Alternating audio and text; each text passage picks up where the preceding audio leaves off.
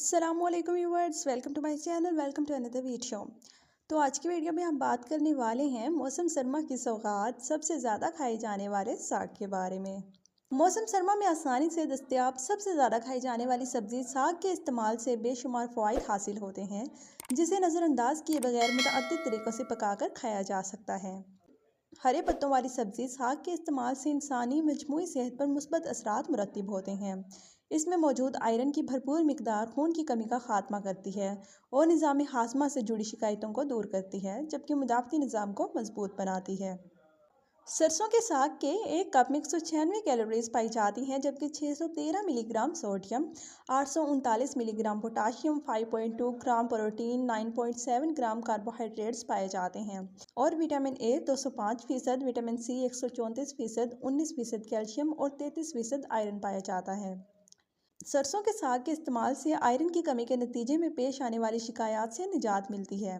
Iron से भरपूर हरे पत्तों वाली सब्ज़ी इंसानी जिस्म में खून में मौजूद हेमोग्लोबिन खलियात की अफजाइश में किरदार अदा करती है, जिससे कुदरती तौर पर खून की कमी की शिकायत दूर हो जाती है। साग एक आसानी से हज़म होने वाली ग़िज़ा है। साग में फ़ाइबर की मौजूदगी आंतों और मैदे से जुड़ी शिकायत से छुटकारा दिलाती है, निज़ाम हाजमा दुरुस्त बनाती है और मेटाबॉलिज्म की रफ्तार तेज़ करके सर्दियों के दौरान बदहज़मी की शिकायत भी दूर करती है। साग पेट फूलने की शिकायत दूर करता है। सर्दियों के दौरान बेशतर अफराद में पेट फूलने की शिकायत बढ़ जाती है, जिससे उठने बैठने में तकलीफ का सामना करना पड़ता है। पेट का फूल जाना या पेट में हवा भर जाने से निजात हासिल करने के लिए साग का बतौर ग़िज़ा इस्तेमाल किया जा सकता है। इसके अलावा साग क़ुव्वत मुदाफ़त के लिए भी बेहद मुफीद है।